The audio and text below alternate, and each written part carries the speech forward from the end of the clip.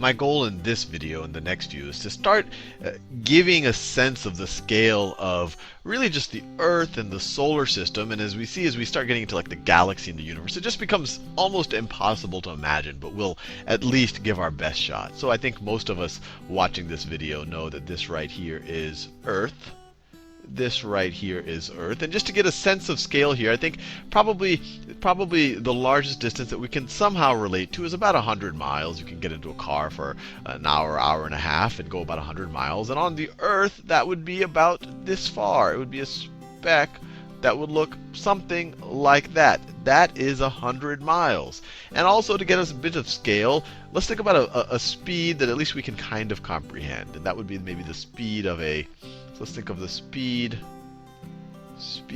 of a bullet.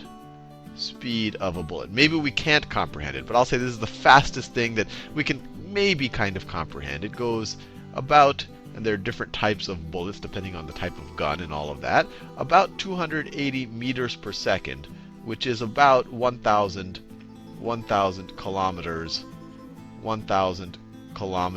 per hour. And this is also roughly the speed of a jet. So just to give a sense of scale here, the Earth's circumference, so if you were to go around the planet, the Earth's circumference, just like that, is about 40,000 kilometers.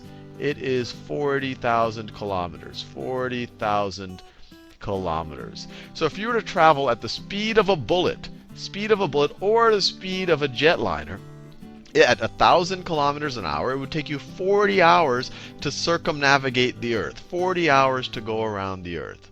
So it would take you 40 hours. 40 hours to go around the Earth. And I think none of this information is too surprising. You might have taken 12 or 15-hour flights that get you not all the way around the Earth, but get you pretty far, San Francisco to Australia or something like that. So right now, these aren't at scales that are too crazy. Although, even for me, even the Earth itself is a pretty mind-blowingly large object. Now, with that out of the way, let's think about the sun, because the sun starts to approach something far huger. So this obviously here is the sun. And I think most people appreciate that the sun is larger, that it's much larger than the Earth, and that it's pretty far away from the Earth. But I don't think most people, including myself, fully appreciate how large the sun is or how far it is away from the Earth. So just to give you a sense, the sun is 109 times the circumference of the Earth. So if we do that same thought exercise there, if we said, okay, if I'm traveling at the speed of a bullet or the speed of a jetliner, it would take me 40 hours to go around the Earth. Well, how long would it take to go around the sun? So if you were to get on a jet plane and try to go around the sun, or if you were to somehow ride a bullet and try to go around the sun, do a complete circumnavigation of the sun, it's going to take you 109 times as long as it would have taken you to do the Earth. So it would be 100 times, I could do 109, but just for approximate, it's roughly 100 times the circumference of the Earth. So 109 times 40 is equal to 4,000 hours. And just to get a sense of what 4,000 is, actually, since I have the calculator out, let's do the exact calculation. It's 109 times the circumference of the Earth times 40 hours. That's what it would take to do the circumference of the Earth. So it's 4,360 hours to circumnavigate the sun, going at the speed of a bullet or a jetliner. And so that is 24 hours of the day. That is 181 days. It would take you roughly half a year. It would take half a year to go around the sun at the speed of a jetliner. Let me write this down. Half a year. Half a year. The sun is huge. The sun is huge. Now, that by itself may or may not be spread. And actually, let me give you a sense of scale here, because I have this other diagram of a sun.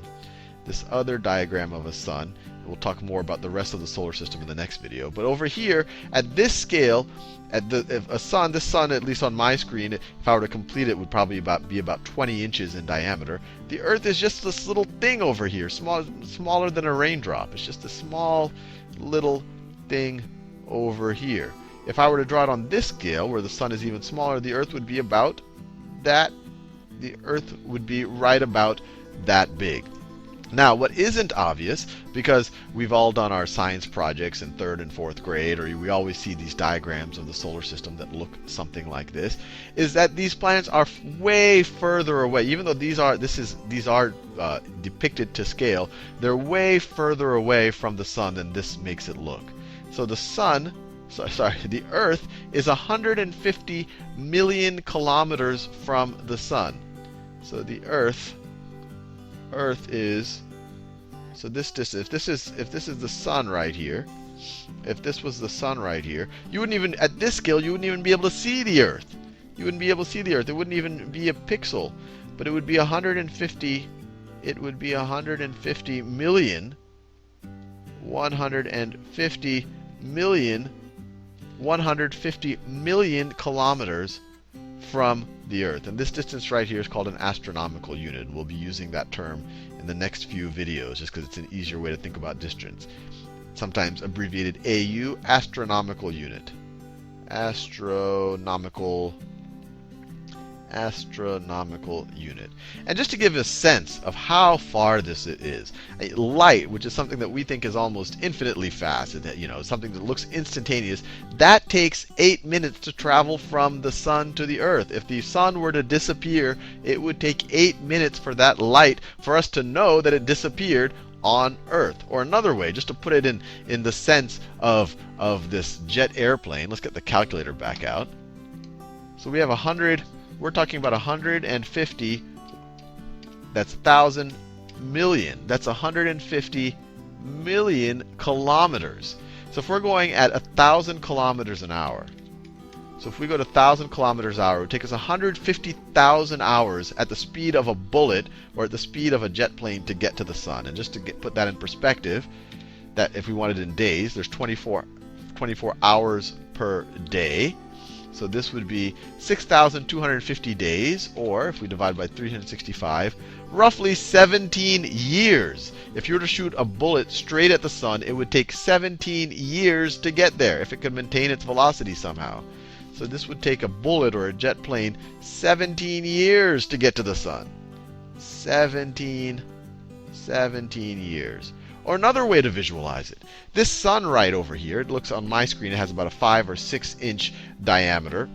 If I were to actually do it as scale, this little dot right here, this little dot which is the Earth, this speck, if I actually wanted to draw this distance at scale, I would have to put this speck about 50 feet away from the sun, 50 or 60 feet away from the sun. If you were to look at the solar system, and obviously there's other things in the solar system, we'll talk more about them in the next video, you wouldn't even notice this speck. This is a little dust thing flying around this sun. And as we go further and further out of this solar system, you're going to see even this distance starts to become ridiculously small. Or another way to think about it, if the sun was about this size, then this speck, then the Earth at this scale, would be about 200 feet away from it. So you can imagine it if you had a football field.